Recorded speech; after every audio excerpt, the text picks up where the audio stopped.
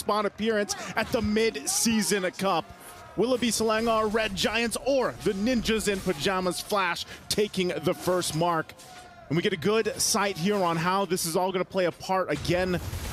The Sky Prince, oh, look at this already mid lane. Oh, so much damage from Kurt already. One more shot for Stormy, able to get away, and that is the pressure that comes from this Martis mid. I think it's going to be a little bit of time till Stormy's really able to counter it, but still it's huge. I guess that goes back to it, man. Is this the answer to deal with Kurt Teasy? The Fulvius right now, because of the fact that we haven't seen it pop up too much, I mean, the same could have been said about Martez earlier on until Kurt Teasy brought it to play. But I think, you know, when we get to when we start to get these skirmishes early on, and once that level 4 comes online for Stormy, that might play a part in here. Oh, Diablo too. This is weird. I feel like this is different, right? As we take a look at the emblems here real quick, I want to point out the fact Diablo playing this Uranus is very different, in a different contrast from what we saw with the Benedetta. Yeah, I mean, it's definitely a much slower pace, but they have so much damage. Here comes Kurt Teasy, rotating up to the top side, putting damage onto the Sky Prince himself. I really love this pick from Hades. The Amon pick and big burst, first blood, over to NIP Flash. Hades gonna put that one into his pocket. I think the Amon pick is great as well. It's a beautiful answer to the Fulvius. No dash assassin, but still big damage. Yeah, talk about already building up this early advantage on a pick like Amon. And you know, you kind of want to do the same thing if you're Sakai's here with that Ling, as we've seen him do in the past, but so far, because of the fact that Hades gets this first kill, gets a pickup, he has momentum on his side. Turtle's going to be up, so the first objective to focus here, a whole lot happening on top. God, Kurt's damage doesn't make sense. Mid laners aren't supposed to do this early, and now the Lord able to be the Turtle able to be taken by Sakai's. A lot of damage onto Yumzo. Kurt Teasy able to help Hades get the kill and secure one for himself as well. Sakai's goes down to 2-for-1 trade right now. Make it 3 as Cram falls next. Kurt Teasy 2-0-2. Turtle does go over to SRG though. At least SRG gets the objective, but man, looking at the STC replay again, this is just chaos here. And that's partly due because of the Mortal Coils coming out from Kurt Teasy and that Decimate. So at least, you know, there's a pickup there as well, but man, NIP Flash coming out this game 1 with a Flash. You know, it's very strong start for them. Looking at the items too, no first items locked in just yet, but they will be falling into place very soon. With this lead they've gotten themselves, and even just having those arcane boots, that little extra penetration will really help Hades here.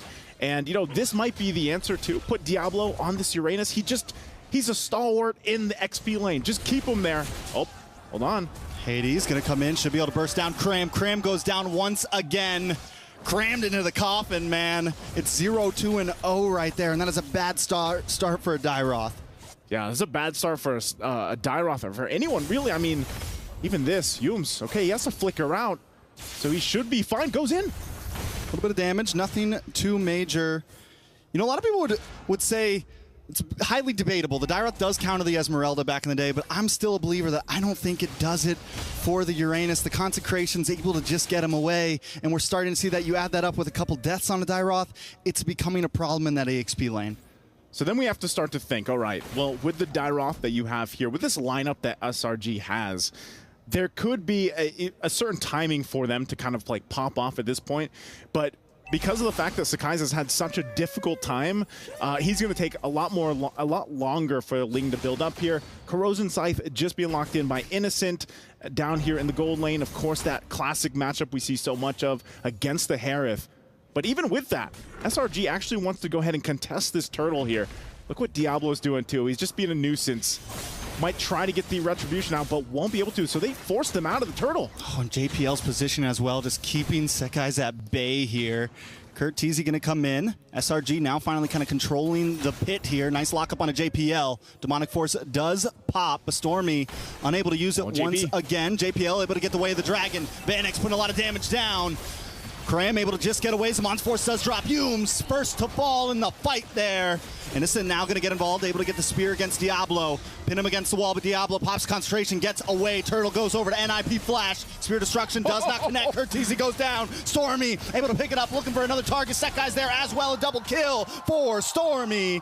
It's 2-0. Turtle over to NIP, 6-3. Hey, that might be the answer, man. Give some kills to Stormy. Let him pop off on this Fulvius pick.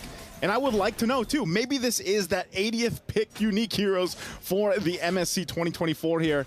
And again, looking at the items fall in place, he's already got that Clock of Destiny locked in now for Stormy. This could be a big power spike for the team lineup here from SRG, because so far there hasn't been a direct answer just yet from Curteezy. They're going to have to shut him down. Ooh, I'm offended. On to 2. Curteezy goes down.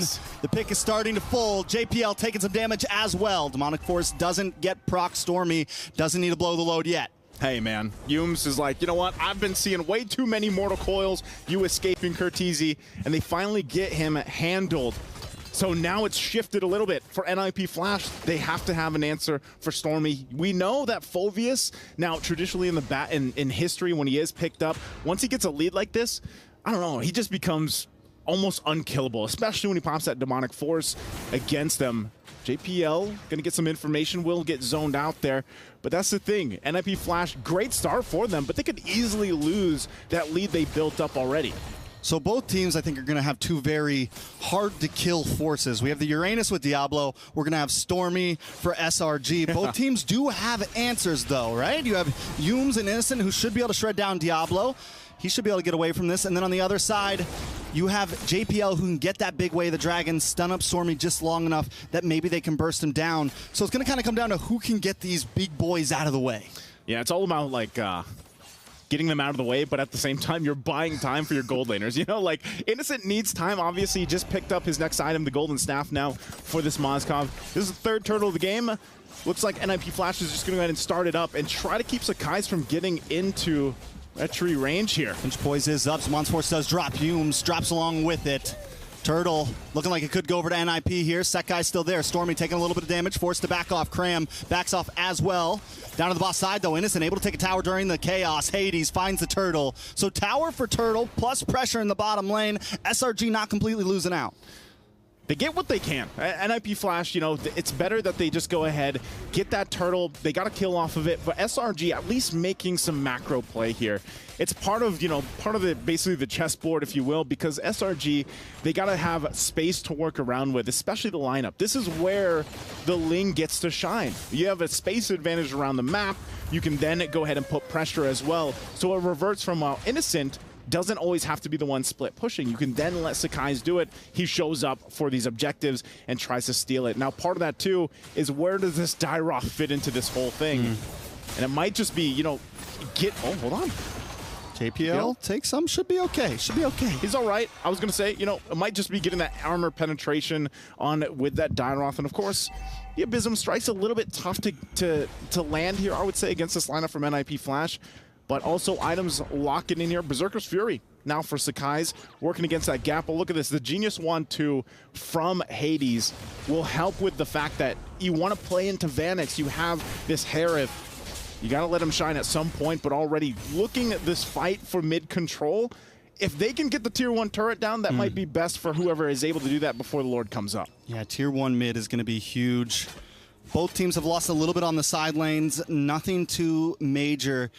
Hades versus Sekai's, though, I'm wondering, they got to do something about Hades because Sekai's having trouble getting in onto these neutral objectives, because if Hades has that ult ready to go and he lands it, it's a lot of damage onto a squishy Ling, right? And it's something you're not really able to dance around. So SRG needs to create some space when it comes down to these Lords. Taking a look at these gold differences, Diablo right now, full 1.8 ahead of Cram.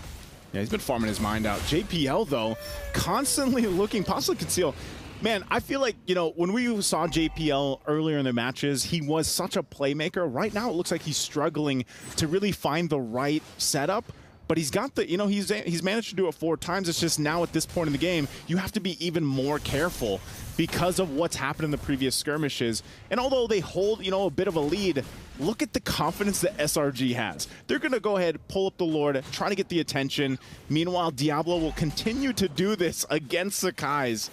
So the information is already there, trying to get this retribution out. Oh, he's actually quite low, too. Ooh. This is dicey. Sakai's trying to come in. Turtle does go over to SRG. Stormy finds Hades along with the Bakram. Able to answer. Find one on a JPL. Now Curteezy on the run. Demonic Force drops, and Curteezy drops along with it. Vanix goes down. Stormy with a monster kill. The Sky Prince pulls it off. Even with 25% HP, Diablo messing with him the whole time. He comes in, swoops in like the prince he is. Boom, gets the red tree off and gets the safety. Meanwhile, the rest of the team handles everything. You know, he came in, did his job, and he's out of there. They're handling business. He handling business. Handling business. As pulling they like up. to say. Yeah, pulling up like they like to say in Florida, man. You know, that's how they're doing. Lord going to be coming soon now on the bot side. NIP completely lose the lead. 2,000 now over to SRG, and they're going to be pushing hard on this one. Yep, they're going to go ahead and get these tier 2 turrets now. NIP Flash, you know, they started, like I said, with a flash in the beginning. And now they're being kind of stopped here a little bit. Shields are going to pop. They might be able to hold on to this turret here. It looks like they will be able to in the bottom lane. JPL still kind of struggling to find his setup because he kind of is that front guy to be the initiator for this matchup. Also, keep an eye on Hades on his plans there. Oh, JPL wow. Down. JPL Couldn't even cast down. that one. He's just deleted. And, you know, at this point, Hades is like, you know what, I'll just go ahead and get these buffs. Get what I can, steal it, and try to slow down this shift. Oh. But, oh, this is tough, Hades. Yeah, a lot of damage.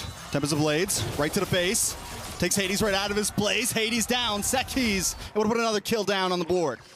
Man, Sakai's he's tired of it. You know, he dealt with the pressure in the early game, and he's like, I am not having that anymore. Also, too, for Cram, his job has just become be a little tanky, be this tanky Dyroth, get that debuff, that armor penetration on, and then let the rest of the team shine. Meanwhile, Stormy has not died. He is basically an unkillable, whatever Phoveus is, demonic force guy. He's a demonic force. And how do you deal with him if you're NIP Flash? Because their lineup's pretty squishy. Diablo, look at this. Ooh, a lot of damage on a Diablo. Pops a consecration, but the damage too much. The unkillable Diablo, the Demon King himself, taken out by the Sky Prince. I've never seen a Uranus go down that fast. Like, talk about damage burst already with Sakai's here, especially good layering. But for NIP Flash, now that the tables have turned, we're talking about 5,000 gold now in favor of the Giants here. With this momentum that they have, NIP Flash is kind of left to wonder, how do we actually win these team fights? How do we get the advantage in our favor? A Malefic Roar also being picked up by Sakai's will make that even more difficult at this point. JPL's almost at risk. I mean, he's almost... Oh. Ooh, Curtizi pulled in with the Yama Fender. The burst damage connects over and over, but Curtizi still able to just get away. Tempest of Blades drops. JPL flickers back. Lemon's Force is there to help out. Trying to dance around. Van X trying, but he still falls. That's one down. SRG, it's all they need to try to move over. But Hades now trying to lock onto Krem here. Gets the ult off. But he lives! And he falls for that one! Sekis! Sekis! 5, 2, and 4. Cram just stood there because he's like, nah, I'm fine. I have an Athena shield. I'm good, bruh. I'm good. And they're going to get the Lord off that too. So SRG, man, talk about a shift completely in momentum from what we saw in the early game here. Again, looking at it, he's got Radiant Armor and Athena Shield. His job literally is just to go in and, like I said, get the debuff and survive as long as you can. Again, a pull. Oh my God, the damage is just too fast. Curtizi falls down. 2 members. Hades just gonna come back onto the Land of Dawn to try to defend the push. But SRG have a Lord coming, so they can just take their time with this. You know, Cram, we thought he was gonna be the burster. Nah, bro. I got a Ling for that. I got a Sky Prince for that. You got Innocent. I got an Innocent for that, bro. Innocent has just had what I like to call the gold lane experience. He just farmed up his entire time. He's online now. He's ready to rock and roll. But, you know, at this point, it's going to be very grim, very difficult for NIP Flash to defend against this. With this kind of power spike in favor of SRG. Look at this. Turret just dismantled quickly. Lord still up. They want to fight. JPL can't even look for the kick because Yums is always there to lock him, but here comes JPL to the backside, trying to get a target, but the Lord already connected onto the base. JPL eliminated. Hades able to find Storm. His Mons Force does drop, but the base is down to 30%, and SRG